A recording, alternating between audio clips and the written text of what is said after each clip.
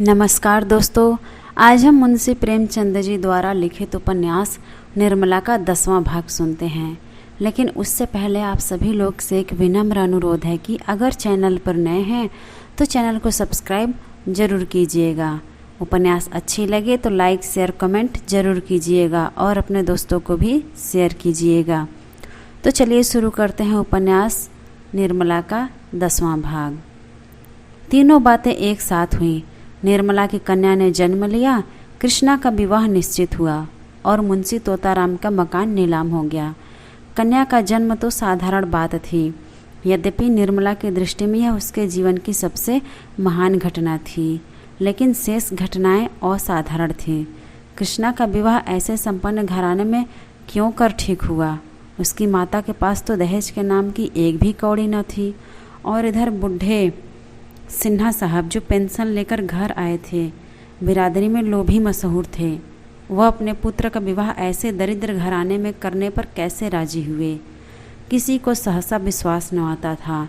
इससे भी बड़ी आश्चर्य की बात मुंशी जी का मकान नीलाम होना था। लोग मुंशी जी को लखपति नहीं तो बड़े आदमी अवश्य समझते थे। उनका मकान कैसे नीलाम हुआ? बात यह थी कि मुंशी जी ने एक महाजन से कुछ रुपए कर्ज लेकर एक गांव रेहन रखा था। उन्हें आशा थी कि साल आध साल में यह रुपए पटा देंगे, फिर 10-5 साल में असमर्थ हो जाएगा। इसी भरोसे पर मुंशी जी ने यह मामला किया था। गांव बहुत बड़ा था, 400-500 रुपये नफ़ा होता था, लेकिन मन की सोची मन में ही रह गई।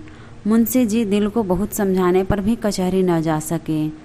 पुत्र शोक ने कोई काम करने की शक्ति ही न छोड़ी। कौन ऐसा हृदय शून्य पिता है जो पुत्र की गर्दन पर तलवार चलाकर चित्त को शांत कर ले?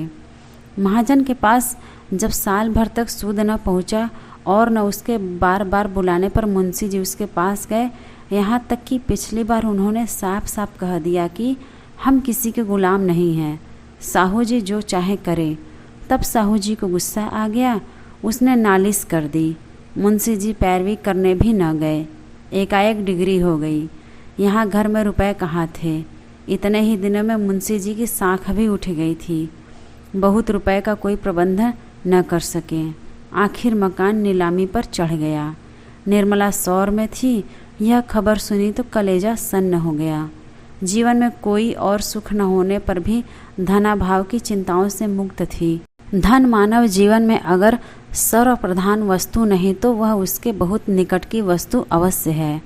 जब और अभावों के साथ यह चिंता भी उसके सिर सवार हुई, उसने दाई द्वारा कहला भेजा, मेरे सब गहने बेचकर घर को बचा लीजिए। लेकिन मुंशी जी ने यह प्रस्ताव किसी तरह स्वीकार न किया। उस दिन से मुंशी जी और भी चिंताग्रस्त रहने लगे। जिस धन का सुख भोगने के लिए उन्होंने विवाह किया था, वह सब अतीत की स्मृति मात्र था। वह मारे ग्लानि के अब निर्मला को अपना मुंह तक न दिखा सकते थे। उन्हें अब उस अन्याय का अनुमान हो रहा था जो उन्होंने निर्मला के साथ किया था, और कन्या के जन्म ने तो रही सही कसर भी पूरी कर दी, सर्वनाश ही कर डाला। 12वें दिन सौर से निकलकर निर्मला नवजात शिशु को गोद में लिए पति के पास गई। वह इस अभाव में भी इतनी प्रसन्न थी मानो कोई चिंता नहीं है। बालिका हर्ष प्रदीप्त नेत्रों को देखकर उसका हृदय प्रफुल्लित हो रहा था। मातृत्व के इस उद्गार में उसके सारे क्लेश विलीन हो गए थे। वह शिशु को पति की गोद में देखकर निहाल हो जाना चाहती थी, लेकिन मुंशी जी कन्या को देखकर सहम उठे। गोद में लेने के लिए उनका हृदय हुलसा नहीं, पर उन्होंने एक बार उसे करुण नेत्रों से देखा और फिर सिर झुका लिया। शिशु की सूरत मनसाराम से बिल्कुल मिलती थी। निर्मला ने उनके मन का भाव कुछ और ही समझा। उसने सतगुण स्नेह से लड़की को हृदय से लगा लिया, मानो उनसे कह रही है, अगर तुम इसके बोझ से दबे जाते हो तो आज से मैं इस पर तुम्हारी छाया भी न पड़ने दूंगी। जिस रत्न को मैंने इतनी तपस्या के बाद पाया है, उसका निरादर करते हुए तुम्हारा हृदय फट नहीं जाता? वह उसी क्षण शिशु को चिपकाए हुए अपने कमरे में चली गई और देर तक रोती रही। उन्हें इतना कठोर न समझती। उसके सिर उत्तरदायित्व का इतना बड़ा भार कहाँ था जो उसके पति पर आ पड़ा था। वह सोचने की चेष्टा करती तो क्या इतना भी उसकी समझ में न आता? मुंशी जी को एक ही क्षण में अपनी भूल मालूम हो गई। माता का हृदय प्रेम में इतना अनुरक्त रहता है कि भविष्य की चिंता और बाधाएं उसे जरा भी भयभीत नहीं करती। उसे अपने अंतःकरण में एक अलौकिक शक्ति का अनुभव होता है जो बाधाओं को उसके सामने परास्त कर देती है। मुंशी जी दौड़ते हुए घर में आए और शिशु को गोद में लेकर बोले, मुझे याद आती है, मनसा भी ऐसा ही था, बिल्कुल ऐसा ही। निर्मला बोली, दीदी जी भी तो यही कहती हैं। मुंशी जी बोले, बिल्कुल वही बड़ी बड़ी आँखें और लाल लाल होठ हैं। ईश्वर ने मुझे मनसाराम इस रूप में दे दिया। वही मुंह, वही माथ, वही पाँव। ईश्वर तुम्हारी लीला अपरंपार है। सहसा रुक्मिणी भी आ गई। मुंशी जी को देखते ही बोली, देखो बाबू, मनसाराम है कि नहीं, वही आया है। कोई लाख कहे मैं न मानूंगी, साफ मनसाराम है। साल भर के लगभग भी तो हो गया। मुंशी जी बोले, बहन एक एक अंग तो मिलता है, बस भगवान ने मुझे मेरा मनसाराम दे दिया। क्यों री, तू मनसाराम ही है? छोड़कर जाने का नाम न लेना, नहीं खींच लाऊंगा। कैसे निष्ठुर होकर भागे थे, आखिर पकड़ लाया कि नहीं? बस कह दिया, अब मुझे छोड़कर जाने का नाम न लेना। देखो बहन कैसे टुकुर टुकुर ताक रही है। उसी क्षण मुंशी जी ने फिर से अभिलाषाओं का भवन बनाना शुरू कर दिया। मोह ने उन्हें फिर संसार की ओर खींचा। मानव जीवन तो इतना क्षणभंगुर है, पर तेरी कल्पनाएं कितनी दीर्घायु।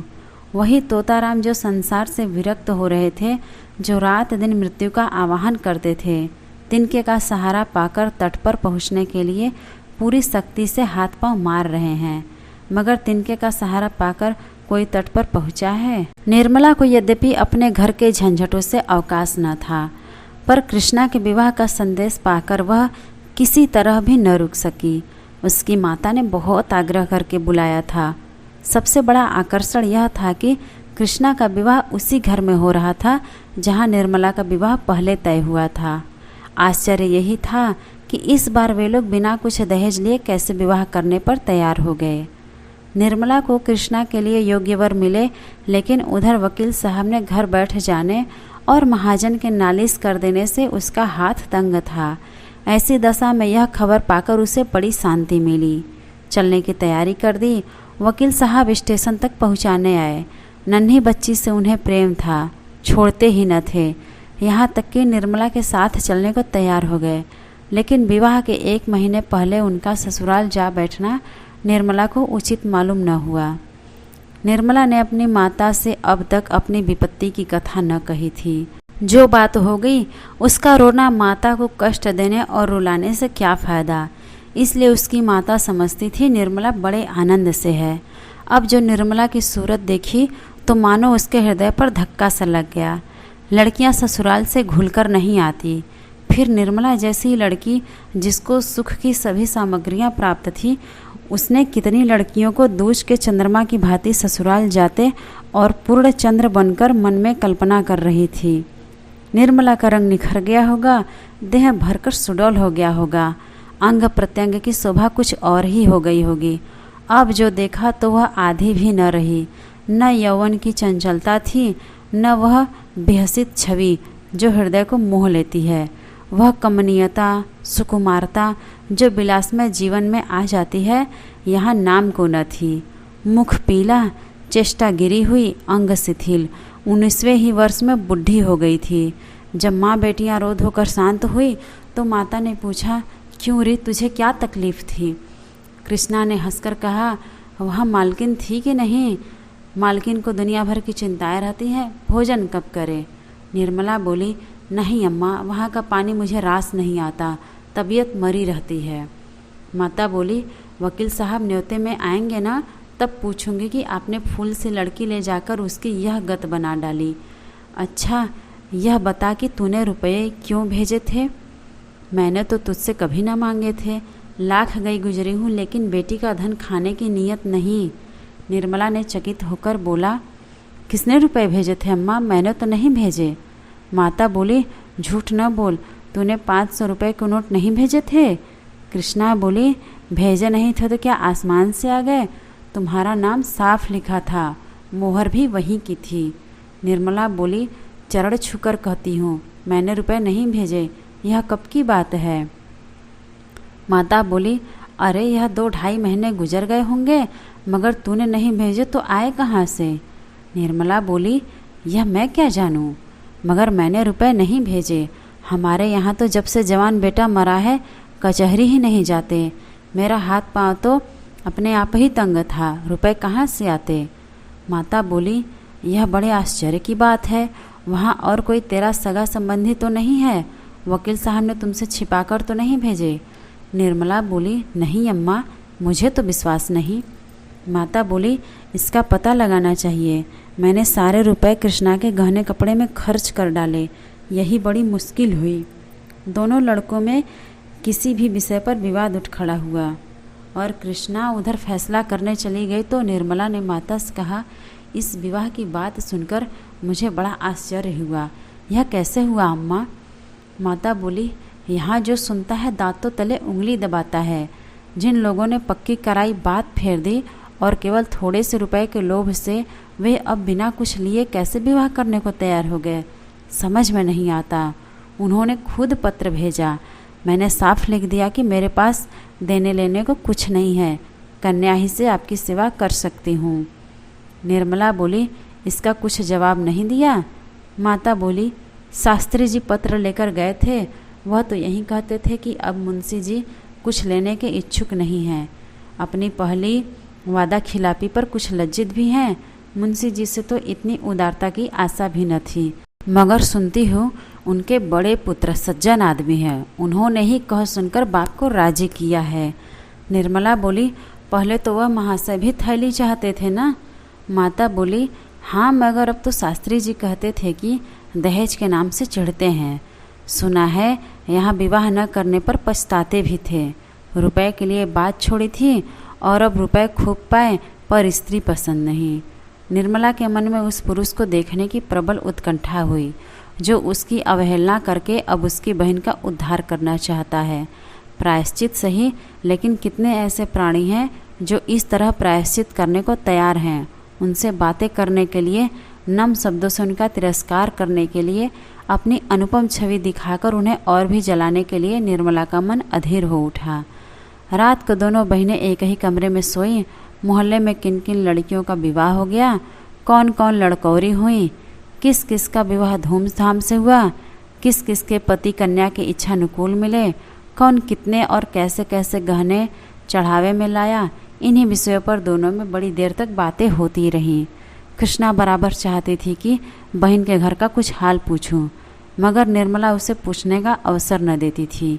वह जानती थी कि वह जो बातें पूछेगी उसके बताने में मुझे संकोच होगा। एक बार कृष्णा पूछे ही बैठी, जीजा जी भी आएंगे ना? निर्मला बोली, आने को कहा तो है। कृष्णा बोली, अब तो तुमसे प्रसन्न रहते हैं ना, या अब भी वही हाल है? मैं तो सुना करती थी कि दुहाजू पति अपनी स्त्री को प्राणों से भी अधिक प्रिय समझते हैं। यहाँ बिल्कुल उल्टी बात देखी। आखिर बात क्या है, किस बात पर बिगड़ते रहते हैं? निर्मला बोली, अब मैं किसी की मन की बात क्या जानूं? कृष्णा बोली, मैं तो समझती हूँ कि तुम्हारी रुखाई से चढ़ते होंगे। तुम तो यहीं से जली हुई गई थी, वहाँ भी उन्हें कुछ कहा होगा। निर्मला बोली, यह बात नहीं है कृष्णा, मैं सौगंध खाकर कहती हूँ कि जो मेरे मन में उनकी ओर से जरा भी मैल हो, मुझसे जहाँ तक हो सकता है उनकी सेवा करती हूँ। अगर उनकी जगह कोई देवता भी होता तो भी मैं इससे ज़्यादा और कुछ न कर सकती। उन्हें भी मुझसे प्रेम है, बराबर मेरा मुंह देखते रहते हैं, लेकिन जो बात उनके और मेरे काबू के बाहर है उसके लिए वह क्या कर सकते हैं और मैं क्या कर सकती हूँ? न वह जवान हो सकते हैं, न मैं बुढ़िया हो सकती हूँ। जवान बनने के लिए वह न जाने कितने रस और भस्म खाते रहते हैं। मैं बुढ़िया बनने के लिए दूध घी सब छोड़ देती हूँ। सोचती हूँ मेरे दुबलेपन से ही अवस्था का कुछ भेद कम हो जाए, लेकिन न उन्हें पौष्टिक पदार्थों से कुछ लाभ होता है, न मुझे उपवासों से। जब से मनसाराम का देहांत हो गया है तब से उनकी दशा और भी खराब हो गई है। कृष्णा बोली, मनसाराम को तुम भी बहुत प्यार करती थी ना? निर्मला बोली, वह लड़का ऐसा था जो देखता था प्यार करता था। ऐसी बड़ी बड़ी डोरेदार आँखें मैंने किसी की नहीं देखी। कमल की भांति मुख हरदम खिला रहता था, ऐसा साहसी कि अगर अवसर आ जाता तो आग में कूद फांद जाता। कृष्णा, मैं तो तुमसे कहती हूँ, जब मेरे पास आकर बैठ जाता तो मैं अपने को भूल जाती थी। जी चाहता था वो हरदम मेरे सामने बैठा रहे और मैं उसे देखा करूँ। मेरे मन में पाप का लेस भी न था। अगर एक क्षण के लिए भी मैंने उसकी ओर किसी और भाव से देखा हो तो मेरी आंखें फूट जाएं। पर न जाने क्यों उसे अपने पास देखकर मेरा हृदय फूला न समाता था। इसलिए मैंने उससे पढ़ने का स्वांग रचा, नहीं तो वह घर में आता ही न था। यह मैं जानती हूँ कि अगर उसके मन में पाप होता तो मैं उसके लिए सब कुछ कर सकती थी। कृष्णा बोली, अरे बहन चुप रहो, कैसी बात मुँह से निकालती हो। निर्मला बोली, हाँ, यह बात सुनने में बुरी मालूम होती है और है भी बुरी, लेकिन मनुष्य की प्रकृति को कोई नहीं बदल सकता। तू ही बता, एक 50 वर्ष के मर्द से तेरा विवाह हो जाए तो तू क्या करेगी। कृष्णा बोली, मैं तो जहर खाकर सोई रहूं, मुझसे मुंह देखते भी न बने। निर्मला बोली, तो बस यही समझ ले, उस लड़के ने कभी मेरी ओर आंख उठाकर नहीं देखा, लेकिन बुढ़े सक्की तो होते ही हैं। तुम्हारे जीजा उस लड़के के दुश्मन हो गए और आखिर उसकी जान लेकर ही छोड़ी। जिस दिन से उसे ज्वर चढ़ा तो जान लेकर ही उतरा। हाय, उस अंतिम समय का दृश्य आंखों से नहीं उतरा। मैं अस्पताल गई थी, वह ज्वर में बेहोश था, उठने की शक्ति न थी, लेकिन ज्यों ही मेरी आवाज़ सुनी, चौंक कर और माता माता कहकर मेरे पैरों पर गिर पड़ा। उस समय ऐसा जी चाहता था कि अपने प्राण निकालकर उसे दे दूं। मेरे पैरों पर ही वह मूर्छित हो गया और आंखें न खोली। डॉक्टरों ने उसके देह में ताज़ा खून डालने का प्रस्ताव किया था। यह सुनकर मैं दौड़ी गई थी, लेकिन डॉक्टर लोग वह क्रिया आरंभ करे, उसके प्राण निकल गए। कृष्णा बोली, ताज़ा रक्त पड़ जाने से उसकी जान बच जाती। निर्मला बोली, कौन जानता है, लेकिन मैं तो अपने रुधिर की अंतिम बूंद देने को तैयार थी। उस दशा में भी उसका मुखमंडल दीपक की भांति चमकता था। अगर वह मुझे देखते ही दौड़कर मेरे पैरों पर न गिर पड़ता और पहले कुछ देह में रक्त पहुंच जाता तो शायद बच जाता। कृष्णा बोली, तो तुमने उसी वक्त लिटा क्यों न दिया। निर्मला बोली, अरे पगली, तू अभी तक बात न समझी। वह मेरे पैरों पर गिरकर माता और पुत्र का संबंध दिखाकर अपने बाप के दिल से वह संदेह निकाल देना चाहता था। केवल इसलिए वह उठा था। मेरा क्लेश मिटाने के लिए उसने प्राण दिए और उसकी वह इच्छा पूरी हो गई। तुम्हारे जीजाजी उसी दिन से सीधे हो गए। अब तो उनकी दशा पर मुझे दया आती है। पुत्र शोक उनके प्राण लेकर छोड़ेगा। मुझ पर संदेह करके जो अन्याय किया है, अब उनका प्रायश्चित कर रहे हैं। अब क्यों उनकी सूरत देखकर तू डर जाएगी। बूढ़े बाबा हो गए हैं, कमर भी झुक चली है। कृष्णा बोली, बूढ़े लोग इतने शक्की क्यों होते हैं बहन। निर्मला बोली, यह जाकर बूढ़ों से पूछो। कृष्णा बोली, मैं तो समझती हूँ उनके दिल में हरदम एक चोर सा बैठा रहता होगा कि युवती को प्रसन्न नहीं रख सकता, इसीलिए जरा जरा सी बात पर उन्हें शक होने लगता है। निर्मला बोली, जानती तो फिर मुझसे क्यों पूछती है। कृष्णा बोली, इसलिए बेचारा स्त्री से दबता भी होगा। देखने वाले समझते होंगे कि यह प्रेम करता है। निर्मला बोली, तूने इतने ही दिनों में इतनी बातें कहाँ से सीख ली। इन बातों को जाने दे, बता तुझे अपना वर पसंद है, उसकी तस्वीर तो देखी होगी। कृष्णा बोली, हाँ आई तो थी, लाऊं देखोगी। एक क्षण में कृष्णा ने तस्वीर लाकर निर्मला के हाथ में रख दी। निर्मला ने मुस्कुरा कर कहा, तू बड़ी भाग्यवान है। कृष्णा बोली, अम्मा जी ने खूब पसंद किया है। निर्मला बोली, तुझे पसंद है कि नहीं सो कह, दूसरों की बात न चला। कृष्णा बोली, सकल सूरत तो बुरी नहीं है, स्वभाव का हाल ईश्वर जाने। शास्त्री जी तो कहते थे ऐसे सुशील और चरित्रवान कम होंगे। निर्मला बोली, यहाँ से तेरी तस्वीर गई थी। कृष्णा बोली, गई तो थी, शास्त्री जी तो ले गए थे। निर्मला बोली, उन्हें पसंद आई। कृष्णा बोली, अब किसी के मन की बात मैं क्या जानूँ, शास्त्री जी तो कहते थे बहुत खुश हुए थे। निर्मला बोली, अच्छा बता तुझे क्या उपहार दूँ, अभी से बता दे जिसमें बनवा रखूँ। कृष्णा बोली, जो तुम्हारा जी चाहे दे देना, उन्हें पुस्तकों से बहुत प्रेम है, अच्छी अच्छी पुस्तकें मंगवा देना। निर्मला बोली, उनके लिए नहीं पूछती, मैं तेरे लिए पूछती हूँ। कृष्णा बोली, अपने लिए ही तो मैं कह रही हूँ। निर्मला बोली, कपड़े सब खद्दर के मालूम होते हैं। कृष्णा बोली, हाँ, खद्दर के बड़े प्रेमी हैं। सुनती हूँ कि पीठ पर खद्दर लाद कर देहातों में बेचने जाया करते हैं। व्याख्यान देने में बड़े चतुर हैं। निर्मला बोली, तब तो तुझे भी खद्दर ही पहनना पड़ेगा, तुझे तो मोटे कपड़ों से चिढ़ है। कृष्णा बोली, जब उन्हें मोटे कपड़े अच्छे लगते हैं तो मुझे क्यों चिढ़ होगी, मैंने तो चरखा चलाना सीख लिया है। निर्मला बोली, सच? सूत निकाल लेती है? कृष्णा बोली, हाँ बहन, थोड़ा थोड़ा निकाल लेती हूँ। जब वह खद्दर के इतने प्रेमी हैं तो चरखा भी ज़रूर चलाते होंगे। मैं न चला सकूँगी तो मुझे कितना लज्जित होना पड़ेगा। इस तरह बात करते करते दोनों बहनें सोईं।